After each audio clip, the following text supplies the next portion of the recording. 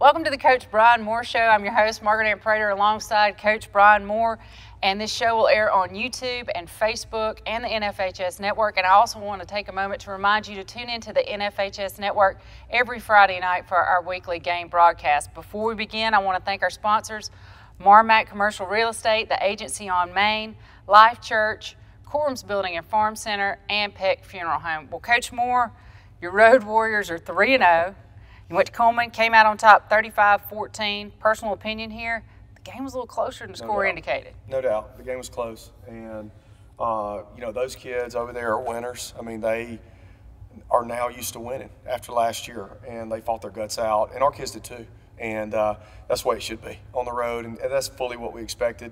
I was really proud of really two phases. You know, the mental toughness and the discipline were there.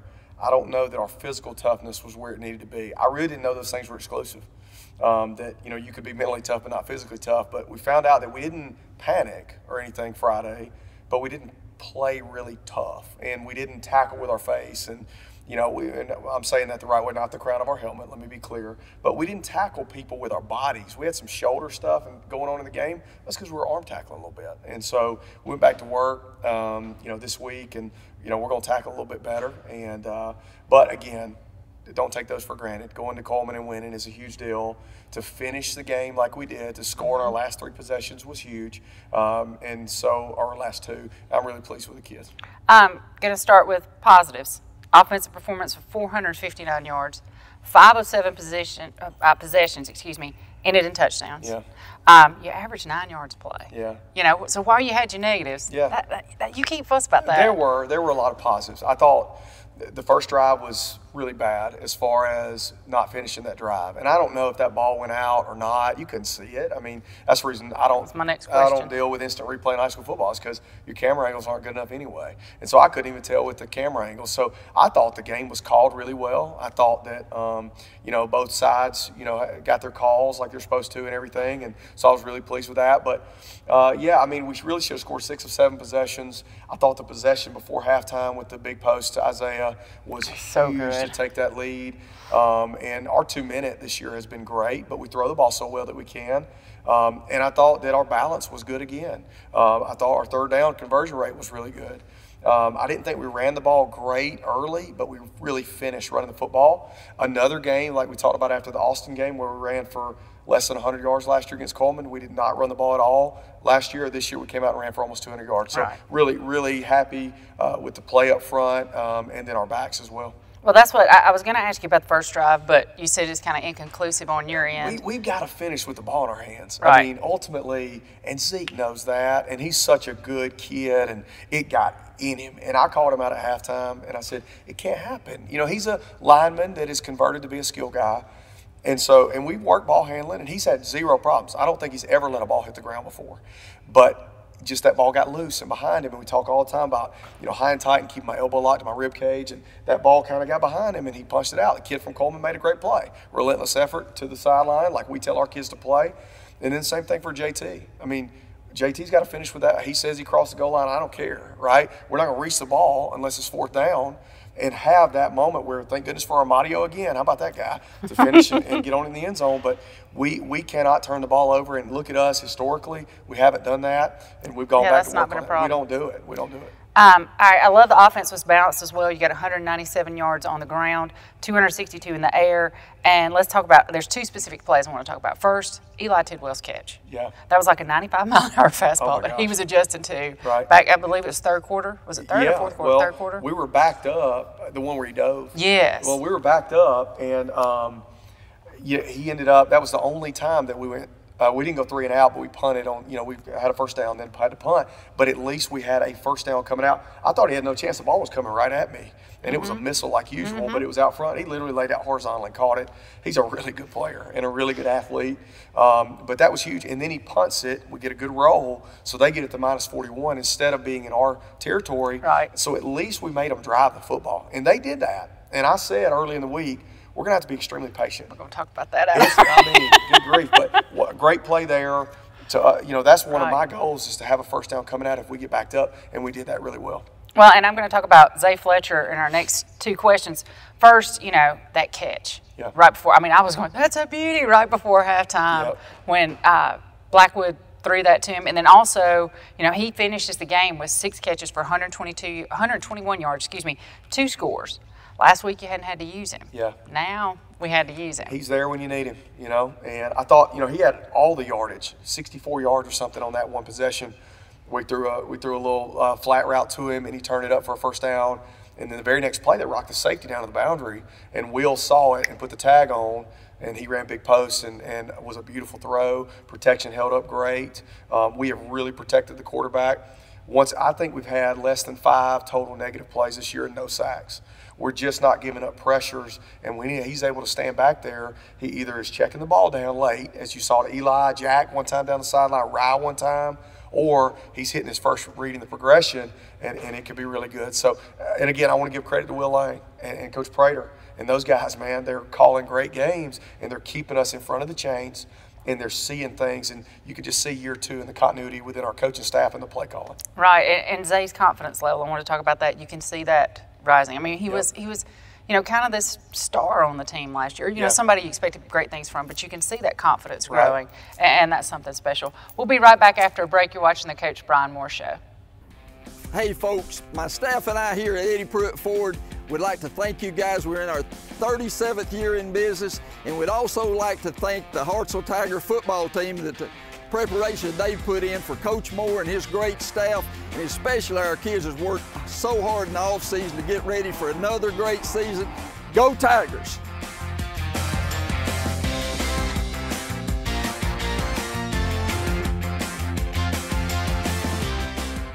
I'm Ray Lampe, Dr. Barbecue, and I'm here to tell you about the Big Green Egg, the ultimate cooking experience. The versatility of the Big Green Egg is unmatched. It delivers big results as a grill, a smoker, and even an outdoor oven. Grill burgers, kebabs, steaks at 800 degrees, slow smoke a perfect slab of ribs, and even bake a crispy pizza. When the doctor cooks, I demand the best, and that's why I cook on the Big Green Egg, the ultimate cooking experience.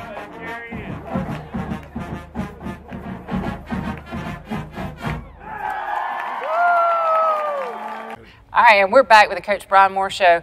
Coach, let's talk about Blackwood. Solid number, solid to great. 19 to 23 for 262 yards passing, 2 touchdowns. He rushed for 45 yards. That's something new that we hadn't seen. I was standing on the sideline, though. Notice he got a little bit of tough love. So if you want to, you talked about it just a little bit. I'll let you go ahead and expand on what happened. Well, you know, he didn't have to. First off, he did run really tough. And JT played extremely well. He started 10 of 10 passing. It's the first time I've ever seen that. In high school, he's completing 75+% right now in high school football. If he's played 3 full games, he's probably thrown for 300 plus a game at least. And so he's doing that in halves, you know, because we really didn't throw the ball a whole bunch in the second half Friday. But we gave it to him because, he's a 210-pound kid, you know, and so we're trying to churn out first downs. And his ball security's been so good his entire career. He just reached it. I mean, obviously, the emotions of that game, what he wanted to do, and we all know the storyline, but was to finish in that end zone. But we just don't reach the ball unless it's 4th down. And we talk about those things all the time, and we're always going to stand up with the football. We're not going to give an official a reason to give the possession away. Right. And so he caught one because he deserved it. Well, it wasn't bad. I was there. I thought it was justified. So, because I thought that if they had taken possession of that ball down 21-14, we were really, because we had been on the field the whole 3rd quarter. Right. And got a turnover going in, huge turnover. And we just were tired on defense. And we did not need to give them that ball without a 2-score lead. And so it was a big moment. And then Armadio to finish and cover that up was huge. Oh, he's everywhere, isn't he? He's everywhere. And speaking of Armadio, 197 yards rushing. You know, we eclipsed that 150 you're looking for. 4 guys contributing. Yeah. That's balance. Yeah, and we like that. And I thought DJ was the closer. You know, DJ came out and finally got him in the end zone. He was all smiles after the game, you know. New kid moving here. Right. That was a big moment for him. And it's nice because he's a bigger back than the other 2. DJ's a little bit heavier, and so he's a little bit more of the finisher. And so I thought that because we kept Armadio fresh. Rye ran a lot early. Armadio came in, got 8 carries and rushed it for over 8 yards a carry. I think he's averaging like 9 on the year. That's a big number. And then DJ came in and slashed for 3. I thought that was huge. Well, now for the more challenging part of the game, defense. They gave up their first points this season. They only gave up 14. Yeah. The stat that caught my eye, though, they gave up 312 yards on the ground. What types of adjustments need to be made to limit the opponent's ability? Well, as far as scheme, I don't think any. People have talked about 3, 4, 5 defensive linemen. Well, we're walking linebackers down there too, and so we're getting what we want. We just weren't coming up and fitting things immediately. It happens so fast, and you can't simulate the speed. And so by the time you hit the fullback, it's a +5 deal, and he's falling for 7. Right. And that's 2nd and 3. And they had only one holding call, which was we got a turnover on downs. We didn't get them behind the chains any. They won first down. That team is so disciplined and well coached. That's who they are, man. They know their identity, and they're willing, which most coordinators aren't, to do that for 52 times. That's how many times they ran it. Mm-hmm. And they're willing to do it over and over and over and throw it 8 of those times. And we just, it was difficult. And so you got to bend but don't break. You know what, though? We only gave up 3 plays of over 15 yards. That's huge for us. No post wheels. We talked about it all week. Nothing down the middle of the field. Our DBs and Coach Cole did an outstanding job of keeping things in front of us so that we could just be patient. And it was tough. Again, just bend but don't break in that moment, man. We've all seen it. Alabama and Georgia Southern and some of those. It's tough when you don't see it. Right. Georgia Tech and what they did with Paul Johnson, it's really tough to stop that stuff. And they're really good up front, too. That's the best O-line by far we've played.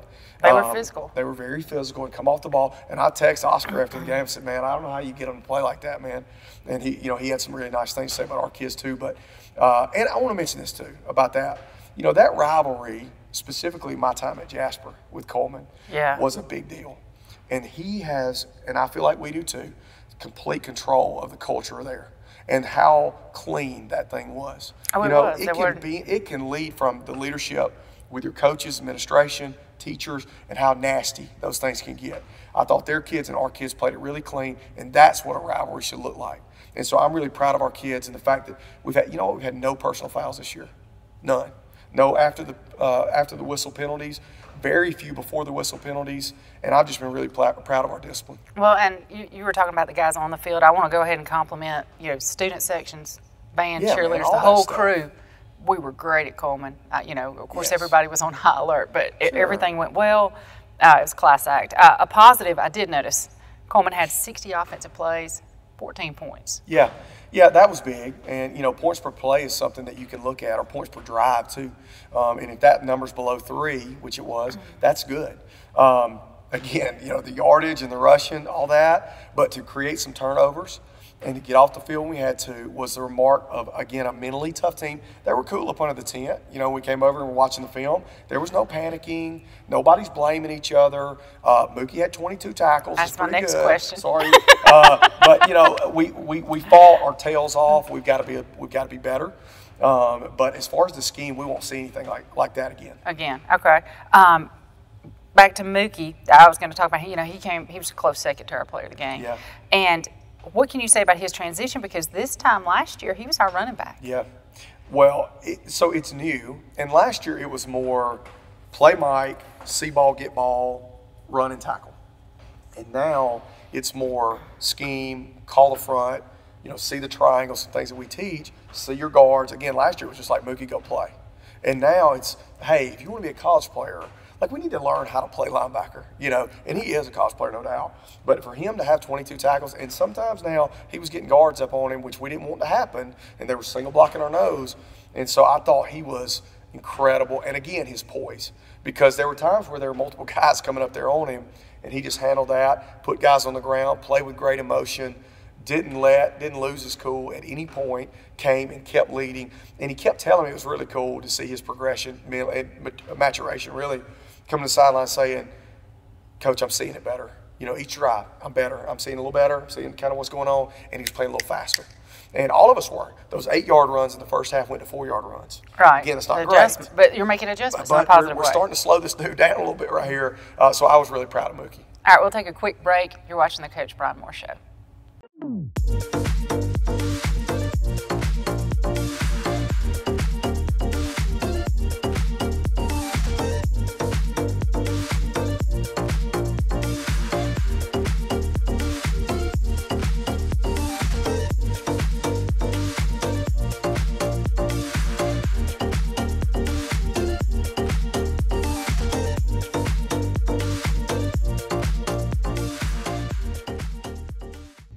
I'm here with our Eddie Pruitt Ford Player of the Week, Isaiah Fletcher. And Zay, you really got to show out this week. They got to utilize you. They didn't in the first 2 games just because we didn't have to. You had 6 catches, 121 yards, 2 touchdowns. Just going to be honest here, how good did it feel to do against Coleman? It felt really good, actually. I was excited. I didn't think I had that many yards until after the game. I was just playing, I guess. That catch before halftime, I think I've got that in one of my questions. But anyway, coming into the season, you were the receiver to watch for. What have you noticed that opposing defenses have done to try to limit you and your offensive explosiveness? Last year, I wasn't very good getting off press defense, when they pressed me down. I can tell a lot of the corners that we played this year, they try to do the same thing, but it don't really work now. I've got around it. Well, good. I was on the sideline Friday, and I'm going to get kind of personal here. I noticed you encouraging your teammates and stepping into that leadership role, because you're kind of a quiet guy, because I have had you in class. So I know by nature you're not super vocal. What did you do to adjust to that, or what's made you want to step up? I don't know. I guess it's Coach Moore coming. I've had to talk a lot more, and it's in things that I wouldn't picture me doing, I've had to do recently. Well, good. That's good. You can do it. I know you can do it. Everybody loves game day. What's your favorite part of practice? Special teams. Really? I get to chill back there. I don't really do anything. So. That's awesome. And what do you plan on doing for after high school? I hope I can get a scholarship somewhere and go play college football. You want to play football? Yeah. Well, and I'm going to ask this just because it's personal. I know you missed my class, right? Yeah. I'm just kidding. I miss having you in class. But anyway, thank you so much for your time. We'll be back next week with Coach Brian Moore Show. At Marmac Commercial Real Estate, our focus is providing service second to none. If you're looking to buy commercial property, development land, income-producing properties, or a farm, call the Marmac Commercial team. We provide service second to none. You can reach us at 256-214-2196 or 214-2227, or you can find us on our website at www.marmaccommercial.com.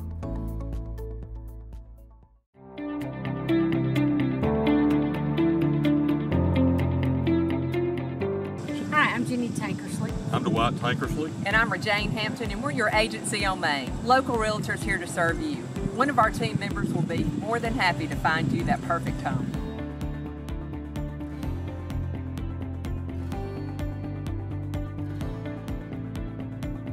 Go Tigers!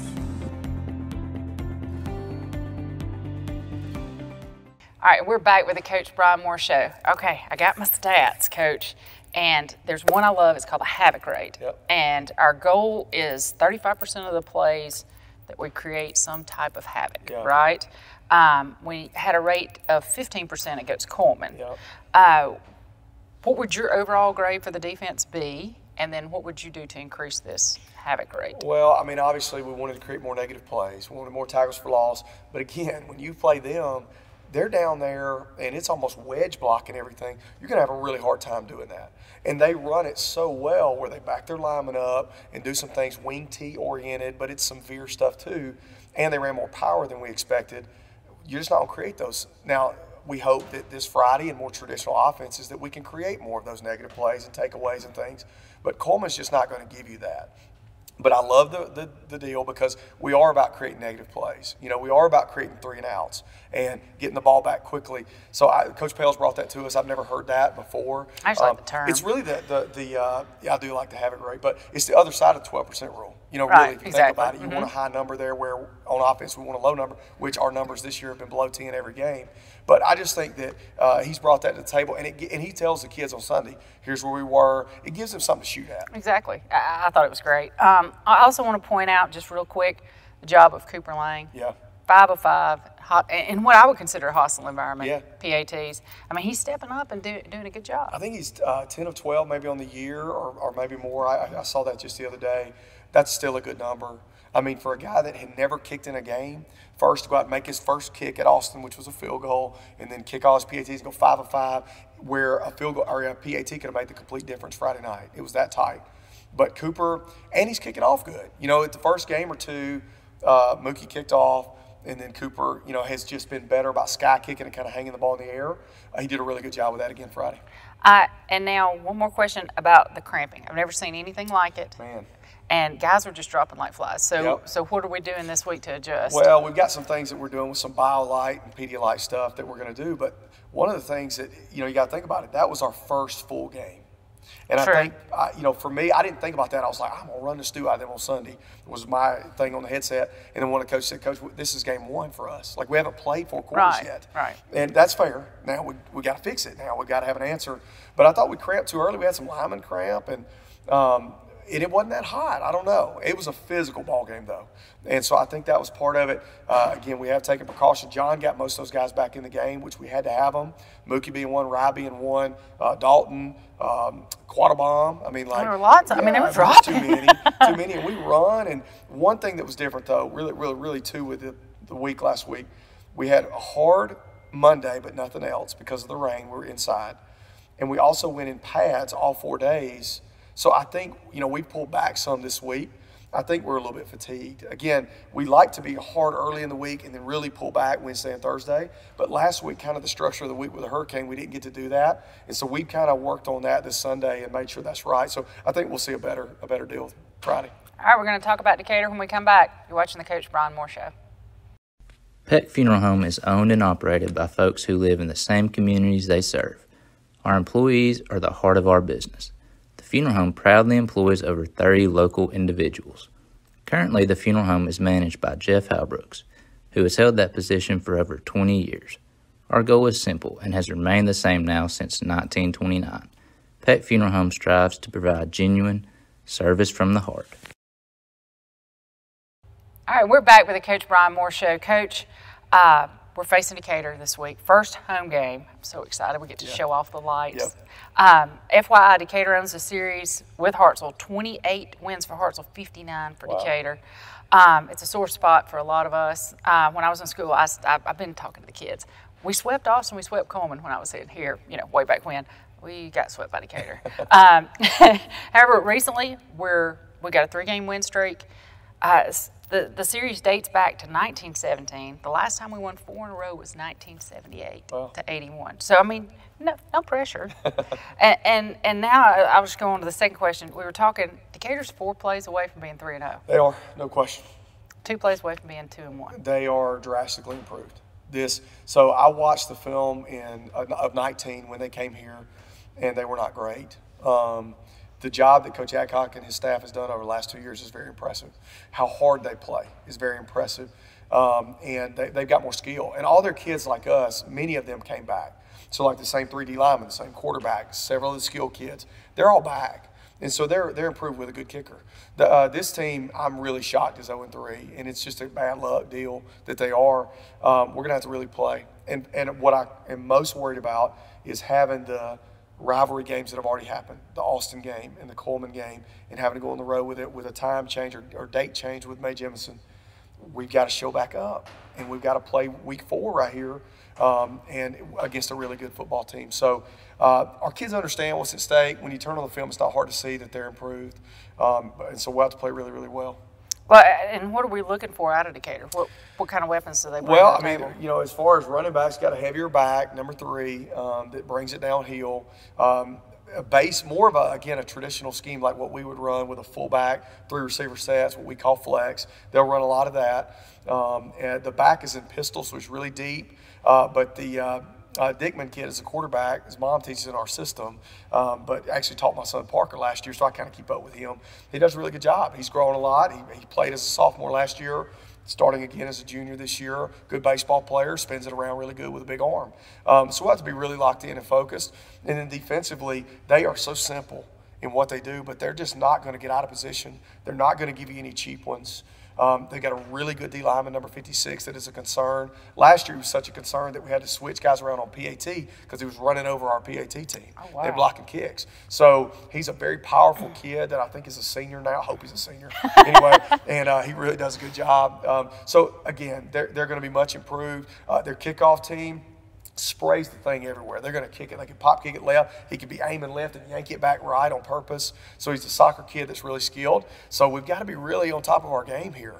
They're not going to, obviously, with as many times as Decatur has come to Hartselle historically with those kids, they're not going to be, it's not going to concern them. They've been there in junior high and all that. So we'll have to play really well again. And when you play a big one like Coleman, it's hard to get up for the next one. But because it's Decatur, I don't think that's going to be an issue. We've had a good week so far. Kids are locked in. We didn't have any Labor Day issues. And, we still came in on Sunday and Monday, and all of our kids were there. So everybody's in. It's easy to do it when you're 3-0. But you better take it into the next week and be really focused. And I think our kids will be. And like you said, the film tells the story. It does. It's no doubt that, I always like to watch PAT field goal and watch the other team try and block it, because if they don't come after it, then they don't care, right? Then they just gave up a touchdown. They didn't rush and play hard. Their kids are diving all over the place and trying to get it, and they look nothing like an 0-3 team. And again, when they show up, they're going to show that, and we'll have to be ready to play. Okay, we got one more question, the Eddie Pruitt Ford fan question of the week. The onside kick in the fourth quarter, was that planned? Well, my preacher's sitting here with me, so I can't. I know the answer to this one. No, he absolutely missed the ball. Mookie, for the first one. So, all right, Cooper had kicked the whole game, but he's not great with squib kicks. As a matter of fact, if I asked Coop what a squib kick was, he probably doesn't know. So I said, Mookie's been really good at handling our own side stuff. And he could kick the top of the ball, straight toe, big bounce, and we weren't going to kick it to number 9 again. We had already kicked it to him like 4 times. Right. And Doolin is a good player, so we couldn't give up a cheap one right there, up 2 scores. So I told Mookie we'd put Dom in as a sub or whatever. Anyway, and so Mookie misses the first one, yanks it left, and then they re-kick.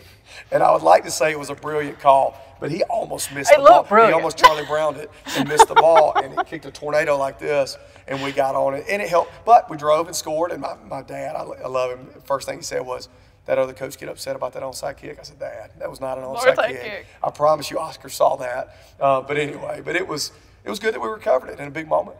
Yeah, it was great. But, yeah, that was a question I got a lot this week. Well, we thank you for your time, and we'll be back next week with the Coach Brian Moore Show. And this week in Hartselle High Athletics, let's start with Thursday, September 9th. This is going to be a busy week, guys. Thursday, September 9th, swimming's going to the Coleman Aquatic Center. Volleyball travels to Coleman. HJH volleyball travels to Coleman. And 7th and 8th grade football also travel to Coleman. Let me start again. This week in Hartselle High Athletics, Thursday, September 9th, swimming is going to Coleman, to the Aquatic Center. Volleyball, guess where they're going? To Coleman to play. HJHS volleyball, they're also going to Coleman along with 7th and 8th grade football. So everybody might as well just go to Coleman on Thursday, September 9th. Friday, September 10th, we are finally at home. We're finally got to get to see those great lights at the stadium as the football team hosts Decatur. Saturday, September the 11th, 8th grade volleyball is going to be at Danville at a tournament. Cross country is going to Oakville for the Chickasaw Trails run. And volleyball will be here at the high school hosting the Eddie Pruitt Ford volleyball tournament. Monday, September 13th, homecoming week begins, guys.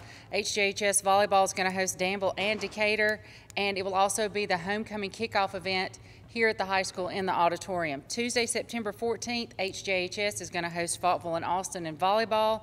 Volleyball is going to travel to Sparkman to face Sparkman and Vestavia Hills, and JV football will travel to Decatur. And that's this week in Hartselle High Athletics.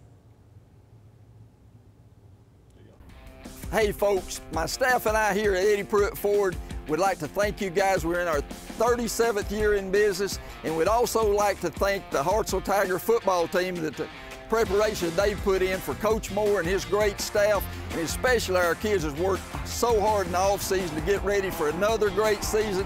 Go Tigers!